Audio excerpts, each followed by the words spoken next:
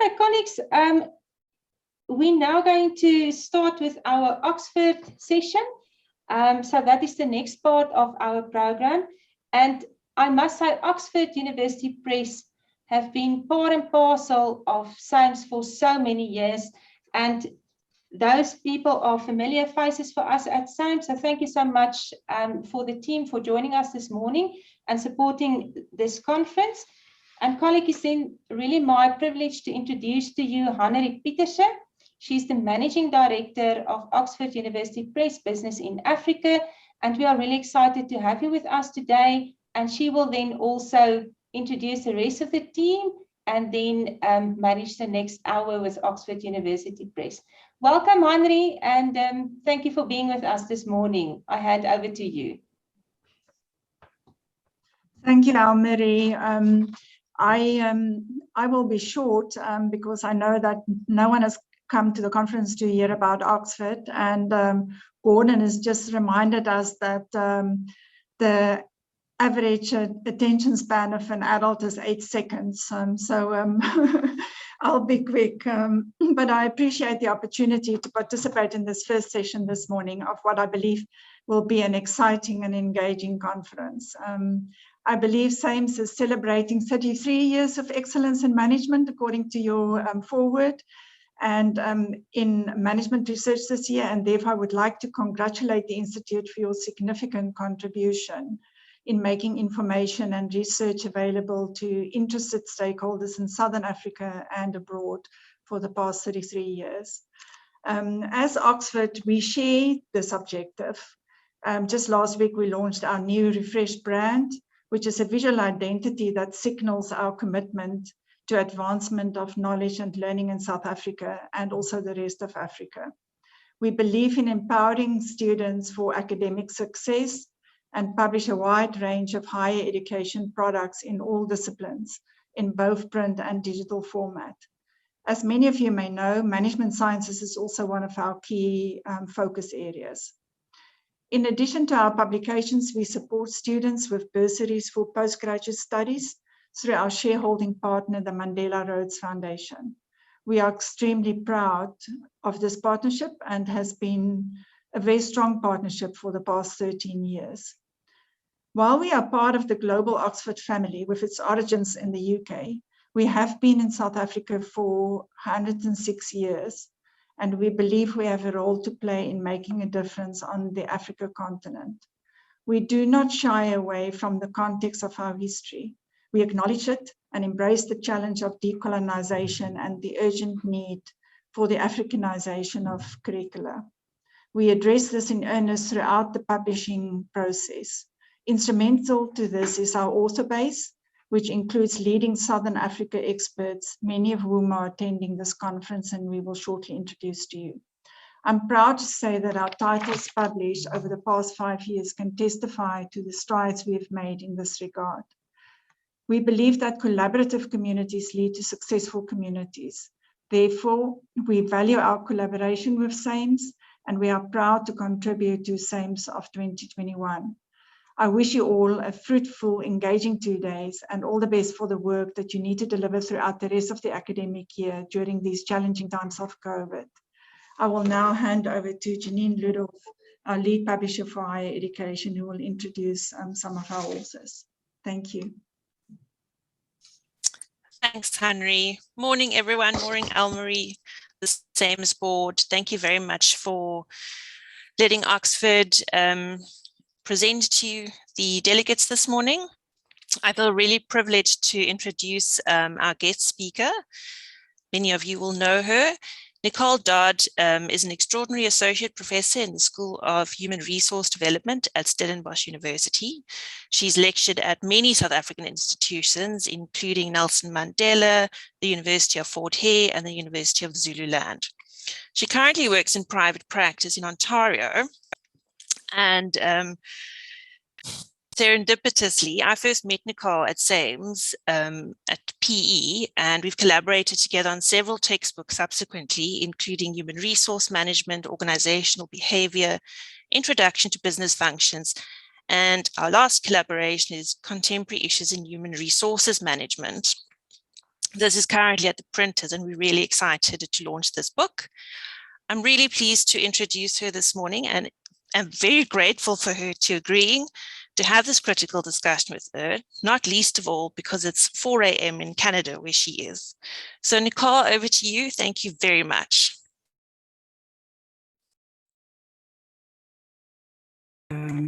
This is when I click the buttons and nothing happens, right?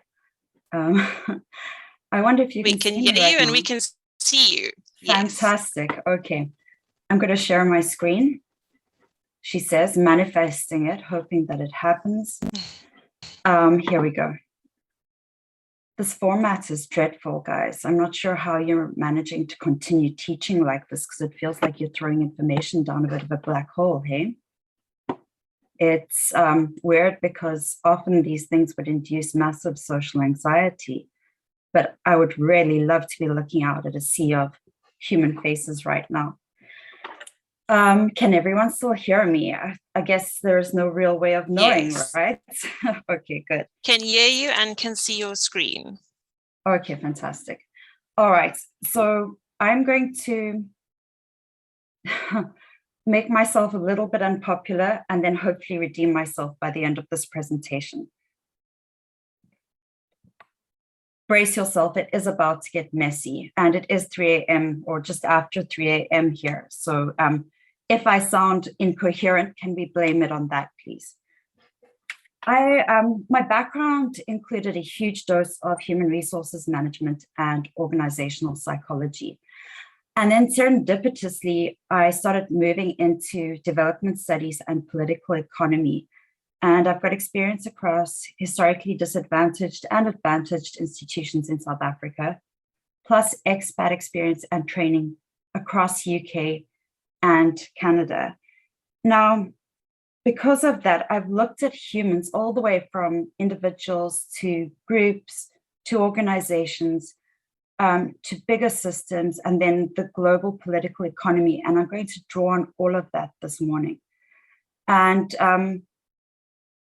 all I'm going to give you are observations and questions. You're the experts. Take what you need, throw away anything that you, well, think about it, please, before you do, consider it at least, but throw away anything that you find isn't useful for you right now.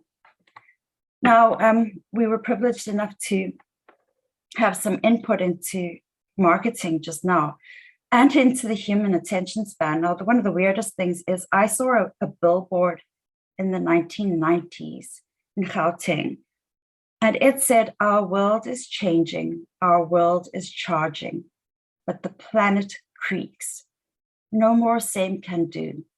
Who is brave enough? Who is brave enough? Now, that was part of an ad campaign, I think, for Audi that long ago, and it stuck with me. And if we'd radically innovated then, where would we be now? Now, the same question applies. If we radically innovate now, where can we go? What do we keep and what do we create from scratch? And as South Africans, we have a massive opportunity to do this because there is a drive and need to do this anyway, because we want to Africanize and we want to decolonize. So I just want you to keep that in the back of your mind.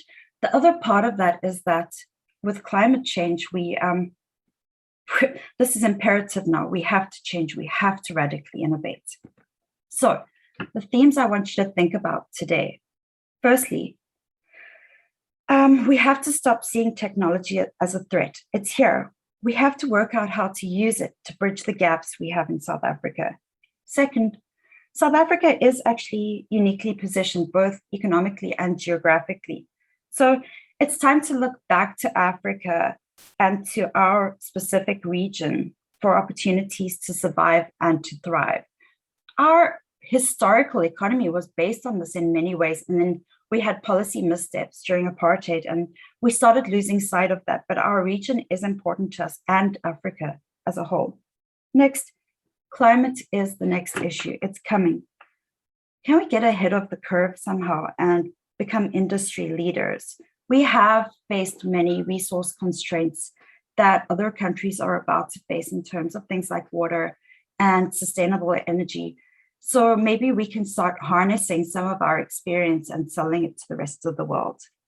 Now, the organization is going to look different, and our previous speaker spoke about agility and responsiveness, and I want you to carry on thinking like that in the digital era.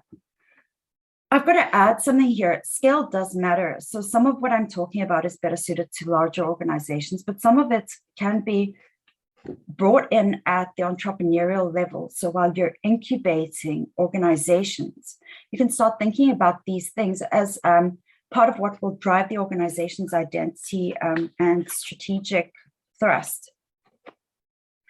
So COVID has been devastating, no doubt. It's not over yet. I think that we know that we're heading towards an endemic state of COVID. But the silver lining is that major catastrophes have always provided opportunities by almost unsettling and disrupting labor and economies. And it almost gives you a chance to play catch up while the other dominant parties are on the back foot. So the plague resulted in labor shortages and actually improved working conditions. There was runaway inflation at the same time, but landlords were forced to change the terms of tenure. At the same time, the world wars made us reimagine the role of women in work. And there was some backsliding after the Second World War, but it does make us think about what women should be doing and what they can do in the workplace. Now, on a broader, more geopolitical level, the Second World War provided opportunities for the US while Europe rebuilt. So let's think about that more. Let's think about what we can do while everyone's finding equilibrium again. And so while the world's on the back foot, where are the opportunities? And the fable of the tortoise and the hare comes to mind here. COVID-19 is confusing everyone right now. So our supply chains are globally disrupted. There are very, very weird things going on in our supply chains. Part of this is shipping. When there's a COVID outbreak, that changes shipping and logistics. But like the Suez Canal has been blocked twice in recent months. And we saw problems with production and access to things like PPE. So countries are realizing that they have to look at their industrial capacity internally, but also at broader supply chains, and those are being questioned. And mobility is also reduced at the moment. Goods, services, people, everything is reduced. Because of that, some of that excessive competitiveness might have quietened down. And I'll talk about that a bit more in a second, more in the face of deglobalization and ghettoization. Deglobalization sounds a lot less scary than ghettoization, but I'll talk to both of those things that were trends that had started before, but we're just seeing them ramp up, amplifying and accelerating at the moment. So the current state of play is still informed by the past. Yes, we are good as South Africans at sort of highlighting what we don't get right. And so I'm not going to dwell on this, but we have to be cognizant of the fact that our policy spanning both apartheid and post-apartheid eras was not great in some ways. And what worries me at the moment is there's still this incredibly terrible, like a worrisome narrative around capital and capitalism. Capitalism just is, it's here, it's being vilified, and that's counterproductive and it's inaccurate. It's not the enemy, it's just something that we have to work within and to harness. So organizations do so much good, and they do serve the greater good in so many ways. So I worry about the narrative against capitalism. It contributes to personal development, economic development. Think about things like corporate social responsibility, things like the Mandela Rhodes Foundation and the good that that's done, for example. We also look at the dependency ratios in South Africa. Good employment or employment supports a number of people at the same time. But because of those post-war decisions, South Africa chose to structure its labor market in a way that just didn't set us up for success in the later parts of the 20th century and the early parts of the 21st century. And then we made some really weird decisions on how we were going to integrate into the global economy.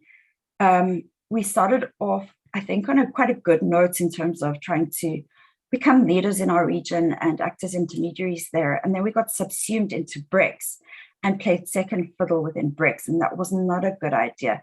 And I'm going to misquote Pink Floyd here, but we swapped a walk-on role in a war for a lead role in a cage. And the cage is kind of playing second fiddle within BRICS. We're at the end of BRICS, we're in BRICS, right? Now, our labor pool might be useful again. We could get to that point again. And I'm going to start hinting at why through this presentation, so bear with me.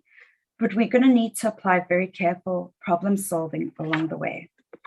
And the other thing is, sitting in a developed country now, it's fascinating because we do think about the grass being greener, but there are major labor and economic problems in the developed world. At the moment, in countries like Canada, we're facing something called the big quit. People sat tight during COVID, and they were very scared of losing their jobs and things because they didn't know what would happen next, right? But at the same time, many people got used to things like remote work. Now, we've got a very high vaccination rate. People are being pulled back into the workplace. They don't want to go back in the same way. And a lot of people who were sitting tight before want to move on. And so we have the scramble at the moment with people resigning. And on a broader level, I'll talk about this more in a second, but there are these patterns of debt and dependency in the West because they offshored so much of their manufacturing and we're left with a service and retail culture that's just not sustainable. So that's the broader scale. But a lot of the workforce just doesn't want to engage in certain types of work. And there are roles, manufacturing roles here. The entry level pay at the moment for manufacturing before overtime, plus full benefits, is about 200 Rand an hour. So they're attracting the cream of the crop into things like manufacturing. On the assembly line work here is well paid now because people just don't want to do certain types of work, and that's driving automation. So that's where we're headed here. We've had restaurants closed because they cannot find service. We've had long delays on deliveries because they cannot find delivery staff. Now, globally, we have massive inequality and ghettoization, which we saw with the industrialization of the East. So I'm going to be quite brief here, but the West became financialized, focused more on tertiary industry and service and retail, and they're finding that that's swiftly proving to be unsustainable. And the climate crisis is going to make that way more acute. And the whole world's in a phase where globalization is possibly going to slow down, if not reverse in some situations. And in the interim, the world is highly unequal, with the West holding a lot of power, but that is shifting. And because of the unsustainability. So at the moment, the US owes China $1.1 trillion. So China has been loaning money to the US, and the US has been using that money to then buy goods from China. This doesn't seem good. This seems a bit like a global creative accounting in terms of moving money around the global economy. Now, the East has been a site of this frenzied hyper-productivity, and they made big human and environmental sacrifices. And in countries like China, they managed to lift many people out of poverty by doing that. But at the same time, Chinese workers are being lifted out of poverty, and as a result, they want higher wages. They're starting to unionize. We're seeing some interesting shifts there, and they're moving their manufacturing to other sites. So that's interesting. There might be an opportunity there for us. Then there's the rest. The sites of raw materials. There's limited local value add is the problem. So the money's being made by other people while a lot of the worst work is being done by Africans. And at the same time, there's not enough investment in the Human Development Index. So improving quality of life, improving disposable income, improving education levels. And so this creates poverty traps. And that's what we need to start working around. The good news about this, though, is that there's so much scope for investment, and because of the issues elsewhere, we're because of the low base, it's possible to make yourself a site that's very attractive to investment. I know South Africans will say, "Not now, Nicole, you're talking nonsense." We're being proactive. We're talking now about 10 years from now. What can we do 5 years from now? How can we still get people investing? And Japan's interest rate at the moment, I think their prime lending rate is minus 0.1%. So sometimes the risky bet is the best bet in terms of investment, right? And how can we convince people of that? What can we create that makes us attractive for investment? Within economies, we're also seeing loads, and you know this, I don't need to preach this too much, in loads of inequality. So I'm going to try and conceptualize it a little bit differently to you, and then apply this lens of automation and this like post-COVID world to this. And I recently saw the workforce being divided up into ground walkers and sky walkers. And the sky walkers are the workers who used to work in the high-rise buildings before everyone went remote. They were doing white-collar work, largely educated, and these jobs had full benefits. They were beautifully secure jobs. People could work virtually. Now, these jobs were pandemic-proof, but they're not all AI-proof. And I saw another ad just now on Instagram for automated editorial content.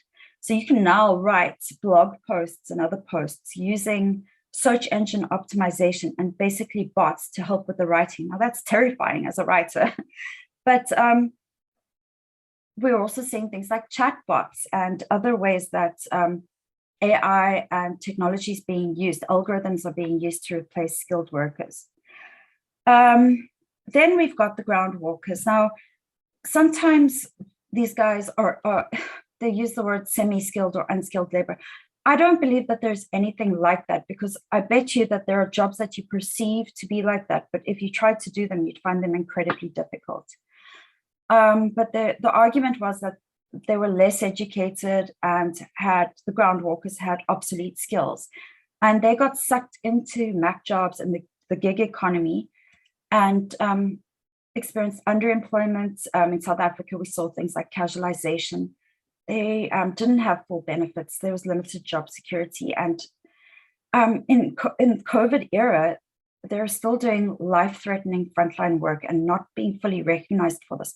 Now, the interesting thing here is I think that many of these jobs are actually AI-proof and automation-proof. So they might be where we actually see a lot of job security, or at least decent pay moving forwards. Finally, there's a third group, and I use the term unemployable here. Please don't take offense at it, because I'll start with the justification for that.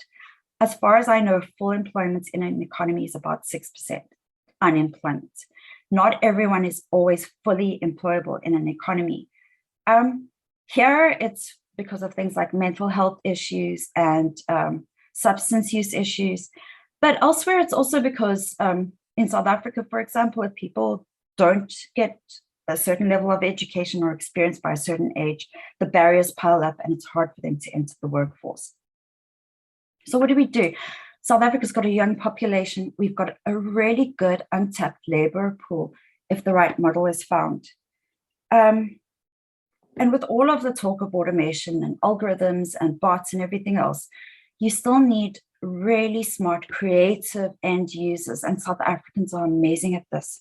We're really good at multi-skilling. So when I was thinking about this talk initially, firstly, now we've prepared all our ingredients. Let's start combining them. What do? Do we try to catch up? Do we follow traditional trajectories, or do we just start reconfiguring proactively? I tend to favor proactive reconfiguration. This is especially against the backdrop of our need to decolonize, to Africanize what we're doing. Let's take what we need and learn what we can from the rest of the world, and then create what we need to. And initially, I was going to use the phone booth as an example of obsolescence, right? Because who needs phone booths? When last did you see one? And when I was in the UK, the phone booths had internet access, and I thought that was an amazing innovation. I thought, well, surely those have gone by the wayside because we now have these horrendous things that control our lives to a lesser or greater extent. But then I started looking at it, and BT, British Telephone, introduced Interlinks, which have Wi-Fi access. They have charging points, USB charging points, and provide information and maps and things like that. So they moved beyond the phone booth and innovated there. So do we need to do the same thing? I don't know what that would look like in South Africa, but free Wi-Fi hotspots are certainly a good idea, and charging stations are certainly a good idea. And now this is where I hope that you stay with me. I see that there are 73 participants. I hope you're out there listening to me, and I hope that this makes sense. But I think that we can use technology as a Swiss Army knife to plug our labor gaps and to compensate for our weaknesses in terms of our skills. I'm sure you also at some point got a little bit worried about the talk of the fourth industrial revolution against our skills shortages and the digital divide in South Africa. How do we do this if we don't have electricity? How do we do this if data is too expensive? You know, this is what we're used to hearing, right? And well, we have to do this because of those things. So think about smart integration. First, think about that smart integration of tech, including information systems and AI, to bypass and replace some of the highly skilled workers that we've lost, or even to plug them in from elsewhere in the world, okay? Next, automation can help us bypass other skill shortages. So Taylor, Ford simplified work and then routinized it so that they could get people working really quickly, regardless of their skills levels. With an app or two, you could start creating the same thing, where you have step-by-step instructions for tasks, and without the need for a bloated high level of supervision. So you can have mobile adaptive training on devices with people listening to the training or watching the steps on an app. And that's a way of bypassing some of our skills shortages there. AI is also not a threat to jobs, and neither is automation. We still need workers. It's how we apply them moving forwards. One of our local Walmarts eradicated tellers. So there is no one scanning your stuff or asking if you want plastic. Instead, they have self-service kiosks, but they lost no workers in the process, because having used one of those and watching other people use them, you still need people around, because boy, can it go horribly wrong. But they used those workers elsewhere in the same stores to improve the customer experience. So the automation and the AI is not that much of a threat. It's just freeing up labor and allowing us to better serve our customers. Finally, AI and IS can provide us with this opportunity to achieve the impossible. And people hate bureaucracies, but gosh, if they are not the most useful things in the world because of economies of scale, right? So think about those economies of scale and saving money from bureaucratized standardization, where you need less training, where you know that you're going to be providing consistent services, consistent products, but in an agile way, where the next update, the next change to your standard operating procedures is just a software update. Okay, so if we combine those interventions with scale, you start small, you start thinking about how you can plug gaps using technology, you start using these things to help with training, to help with economies of scale, well, efficiency at a small scale. Combine that with scale. Stop thinking about trying for labor intensive straight out the gates, and start thinking more about how you can employ more people as you scale up. So instead of building clunky organizations that are uncompetitive, use technology to build these small, responsive, scalable organizations instead that have those benefits of bureaucracies. So the new organization, Africa is not a country. I'll speak about that later. And that's another observation I can share with you for free. It's a perception out there. It's a real perception. Your organization, though, is an island in an archipelago.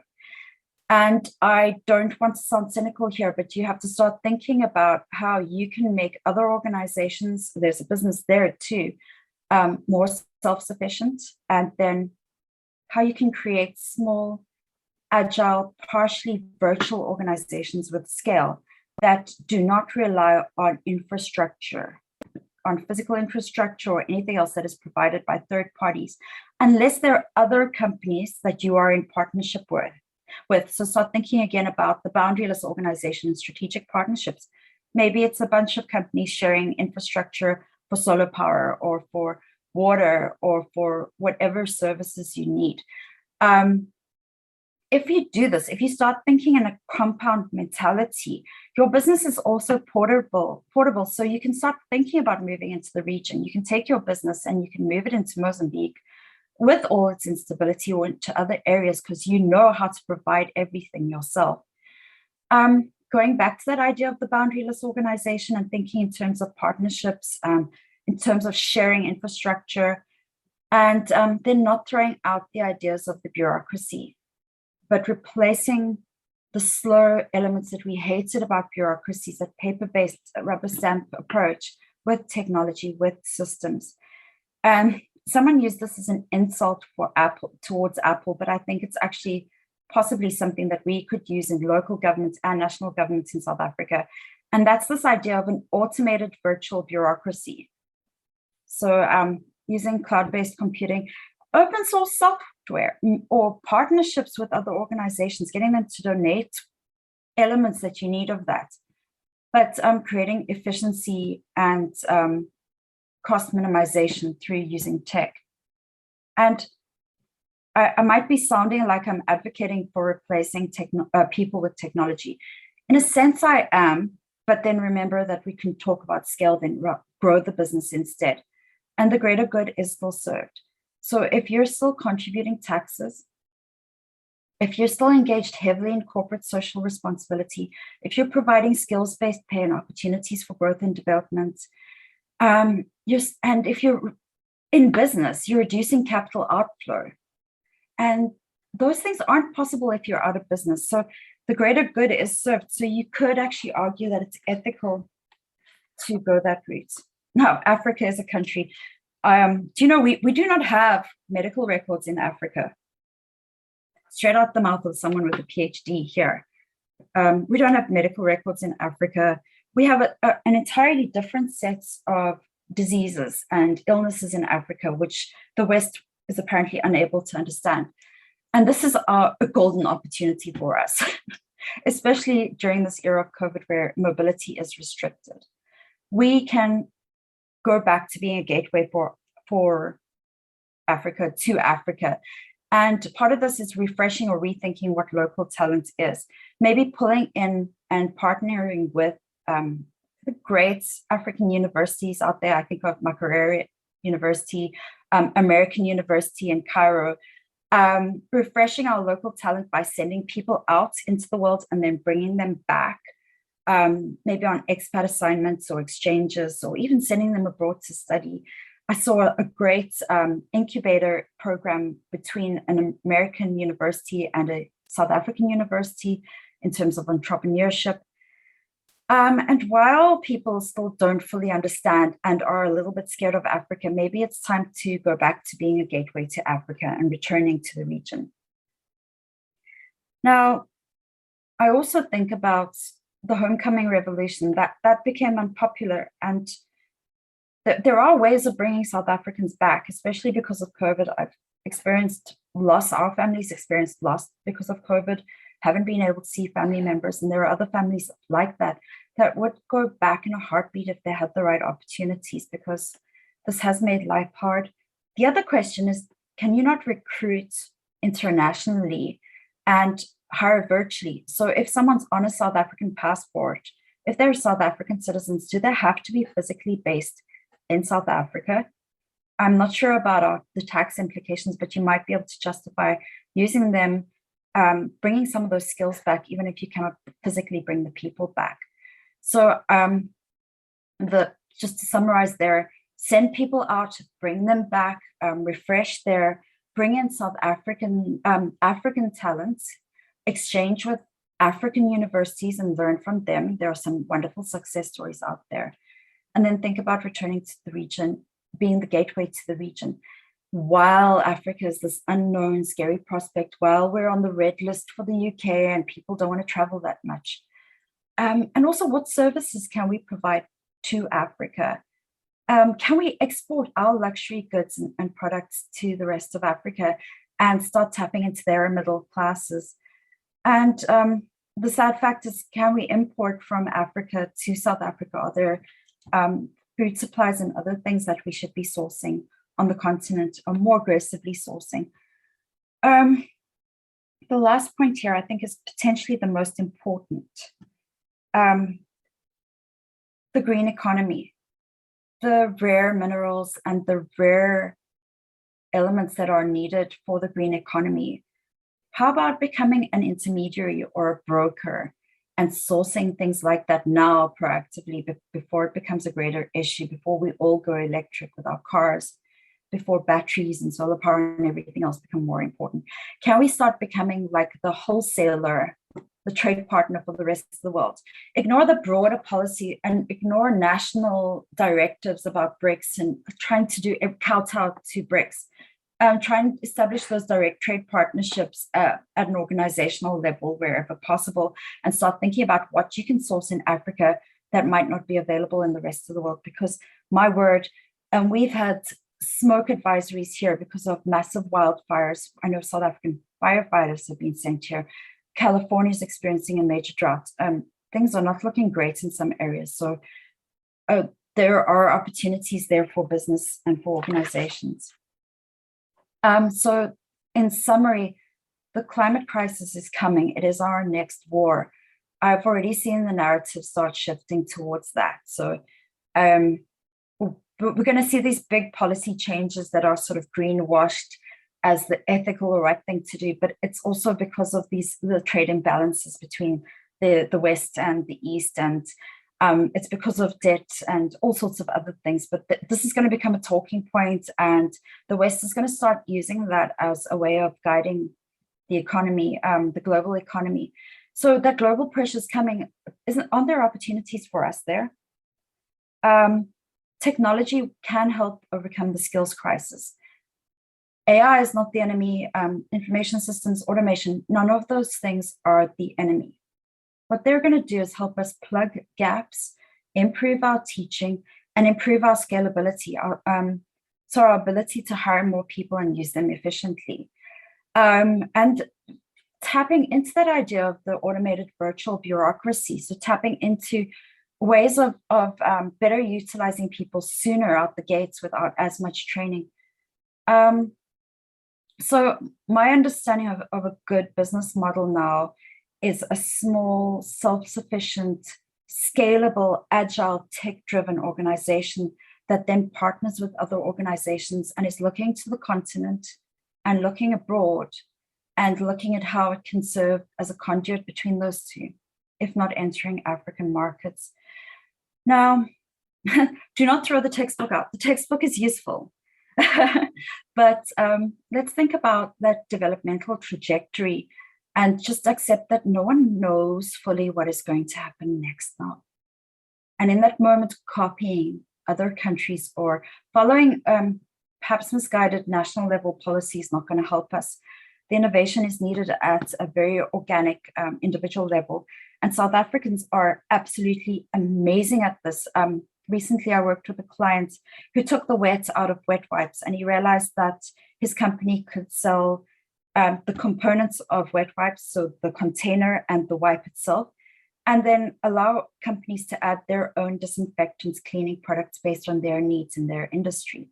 Now, that's South African thinking. That's the beauty of South Africans. We are resilient like that. So take the wet out of wet wipes if you can, innovate. Start small, use technology, don't be afraid of it. Automation is not going to steal jobs. And look to Africa while the rest of the world has it cordoned off. I'm going to stop sharing my screen now and say thank you. I hope that that was interesting, and thanks so much for this opportunity.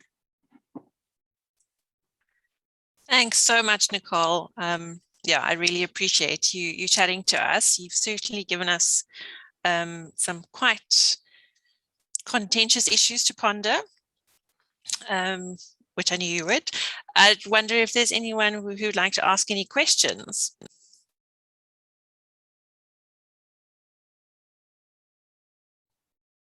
Janine, I just want to come in here. Thank you, Professor Dodd. I think, you know, we've learned a few lessons from you, and I think I'm more excited about the opportunities that you still see. You know, and that we as higher education institutions, you know, need to look at how do we train our students to be ready for what's coming. I think that's critical for us to review what is currently happening in the world. And yes, we can learn from other countries, but I agree with you, we've got so much expertise and knowledge in Africa and in South Africa, to make use of these opportunities and to move forward. I think sometimes we almost look too much, you know, to other countries, while we do have that, you know, inside Africa to work with. So that was just a comment from my side. I get excited, you know, when you started, I thought, okay, and when you ended, I thought, no, I can see the opportunities. Now I can see where you're going and what we can do with that. So thank you so much from my side. I appreciate. I see there's a question from Suzette Viviers. Good morning, colleagues. Prof. Dodd, thank you very much. Should I show my video? Or just, is the sound fine? We can hear you perfectly, but Okay, you're welcome 100%. to switch your video on too. No, that's fine. Thank you very much. Fantastic presentation and a lot of food for thought. And we've recently, in financial management here at Stellenbosch, where I teach, also thought about how artificial intelligence is going to reshape our curricula, because our students are finding it increasingly difficult to compete with engineering students. And we spoke to an expert in process automation, robotic process automation, and he said the wonderful thing is that employees' time are freed up and they can now focus on the higher order thinking. So exactly what you said, that we don't have to lose jobs, but we can just change the way in which the employees then do their work. It's more analytical. So he said, please, we need to continue to create students who can think. There will always be a market for those students as well. But thank you very much. Super presentation. Thank you.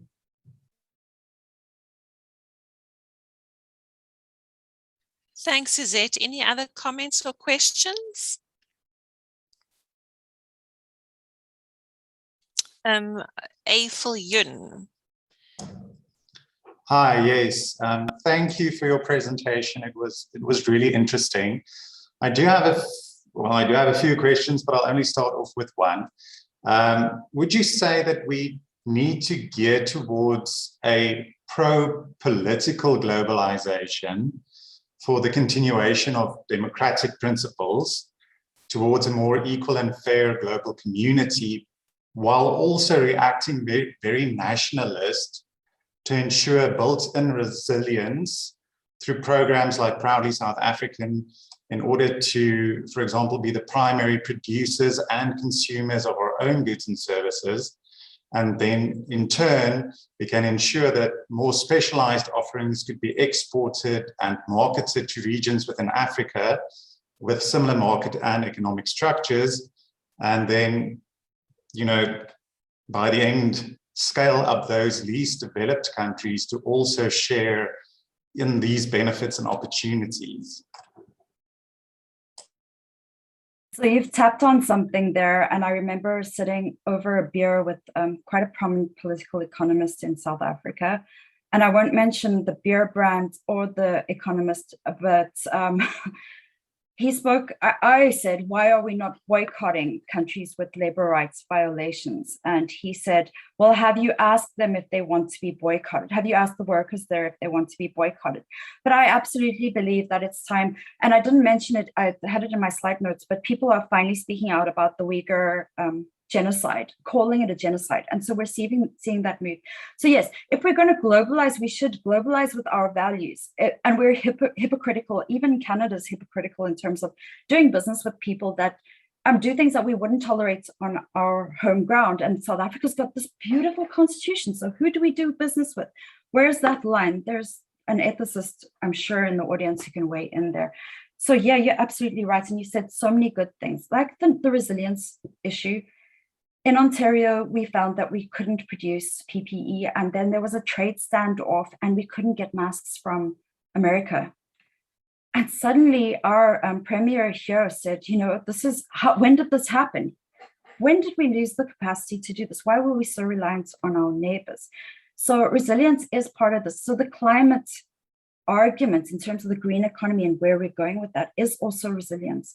And then I think what you said about exporting is exactly what I was talking about. So the businesses I have in mind are businesses who work to overcome South Africa's challenges in a scalable way. And you know, if you get that right, Africa is your oyster. You can go almost anywhere. You don't have to be worried about a lack of infrastructure or a lack of this or a lack of that. You can plug those gaps using technology. And so we develop homegrown solutions that are successful. We road test them in South Africa, and we start moving onto the continent and create new consumers through developing other countries too.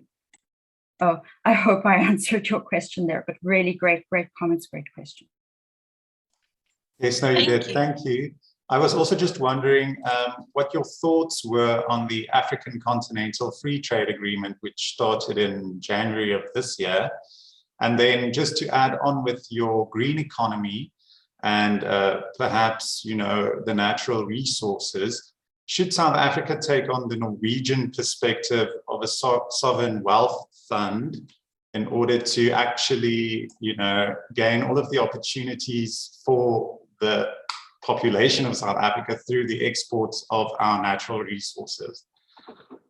Okay, I hope I don't start crying here because you've tapped onto things that make me incredibly upset and angry. So the poverty traps in South Africa, well, in Africa, result in us not being able to negotiate about the things that are incredibly valuable. These finite resources are really invaluable, but we're so poor, and I try and pour coffee into something like that and see how much of it sticks, right? So that's our situation, right?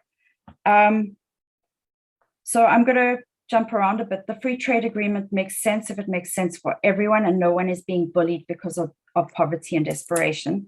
It's a great opportunity for South Africa. We're sub-imperial. We're a middle-sized, I hope so, mid-sized economy. So we've got more power. It's great for us. It's great for the continent.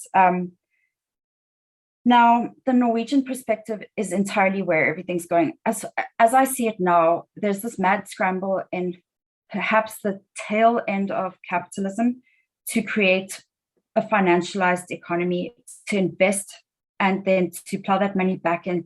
Another thing I was going to mention in my speech is the move towards the universal basic income grant. That is coming here. It's coming across many developed countries. So it's almost like they're going to hit cruise control. They're going to have built up enough capital through things like sovereign wealth funds. And then they're just going to provide a basic level of good public goods with some companies and some level of employment. Now, I've bounced around a lot there, so I don't think the quality of my response is as good, but too long, don't read. We have to increase reinvestment, absolutely. Part of that is corruption and accountability. And the free trade within Africa is good as long as it's good for everyone and there is no abuse of power. And all of this is within the green economy. It has to be. That's everything everyone's going to be talking about soon, I hope. Otherwise, well, you can contact me and tell me I was wrong. Thanks. Any other questions or comments?